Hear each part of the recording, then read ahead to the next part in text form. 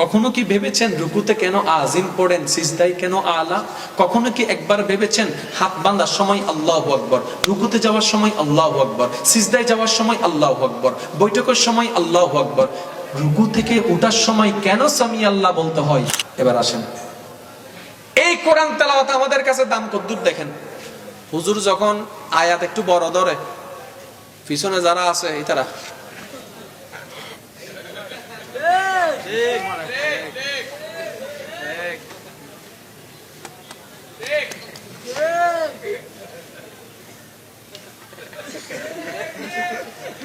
হুজুর নামাজ যাতে শেষ করছি, হুজুর এখন হুজুর ফিসটা কেন হন? আমি আমার অবস্থা বলি না, আমি আমাদের অবস্থা বলেছি। তাহলে কোরআন পড়া মানে আল্লাহর সাথে কথা বলা, সেটার কোনো মূল্যায়ন আমাদের কাছে কেন জানেন? কোরআনকে আমরা জেনেছি, বুঝি নাই। এবার আসেন যুব সমাজ ভাইরা, নবী রাহমাতুল্লিল আলামিন বলছেন, হে আমার উম্মত, তোমরা যখন নামাজে সিজদায় যাও, তোমাদের কপালটা জমিনে লাগে না, রবের দরবারে গিয়ে লাগে। আচ্ছা, আপনার বিবেকে বলেন তো, এর চেয়ে দামি আর কোন জায়গা হতে পারে? এর চেয়ে দামি কোন মর্যাদা হতে পারে? কিন্তু আফসোস আমাদের জন্য, সেই দামি সিজদার মধ্যে যখন ইমাম যায়, তিন তাসবিহকে যখন একটু লম্বা সময় নিয়ে প্রেম নিয়ে পড়ে, পিছন থেকে মিস কল আসে, তার মানে হুজুর আমারটা শেষ হয়েছে, আপনারটা শেষ হইলে কমতিটা কোথায়?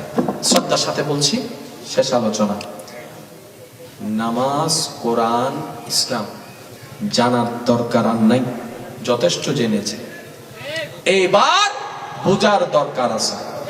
আরেকটু জোরে বলেন, কিসের দরকার? আমার যুবক ভাইরা আমার কথার সাথে একমত হন কিনা আপনারা দেখেন। প্রথম হচ্ছে জানা, তারপর হচ্ছে বুঝা, তারপর হচ্ছে করা।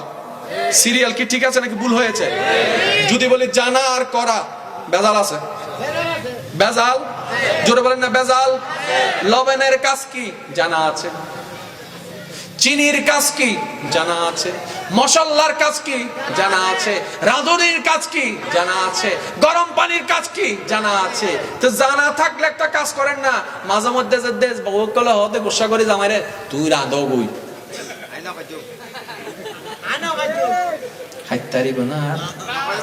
বেশিরভাগ কম বেশি হয়তো রান্না করতে জানা, যদি আরে দেয়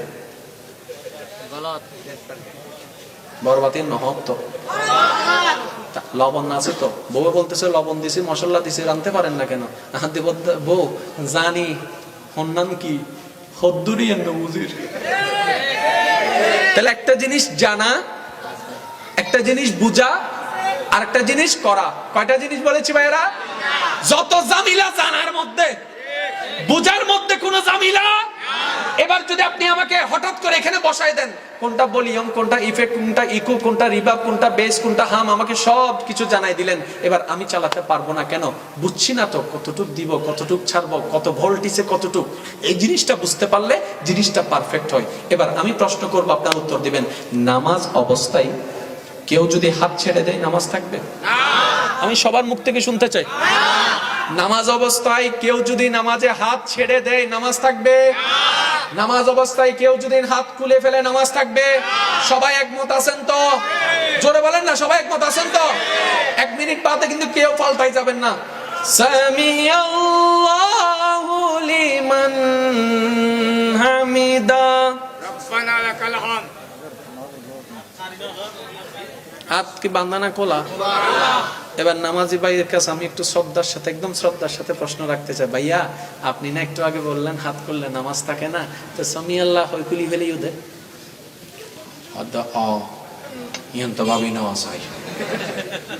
কখনো কি ভেবেছেন রুকুতে কেন আজিম পড়েন, সিজদায় কেন আলা? কখনো কি একবার ভেবেছেন হাত বাঁধার সময় আল্লাহু আকবার, রুকুতে যাওয়ার সময় আল্লাহু আকবার, সিজদায় যাওয়ার সময় আল্লাহু আকবার, বৈঠকের সময় আল্লাহু আকবার, রুকু থেকে ওঠার সময় কেন সামি আল্লাহ বলতে হয়? এটা কখনো ভাবার আমাদের টাইম? যার কারণে নামাজ পড়েছি, বাটপারি কমে নাই।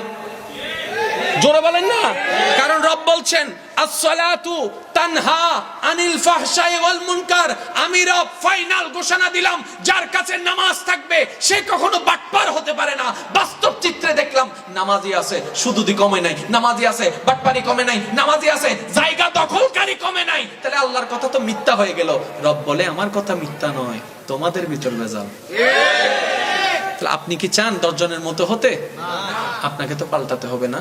সেজন্য আমি অনুরোধ রাখবো, জানা যতটুকু জেনেছেন আলহামদুলিল্লাহ, এবার জিনিসগুলাকে নিয়ে একটু গবেষণা করেন। ওয়াল্লাহি রবের প্রেম যেদিন আপনার অন্তরে স্থান পেয়ে যাবে, আপনি সেই দিন থেকে পাক্কা মুসলমান হওয়া শুরু করবেন। সুবহানাল্লাহ।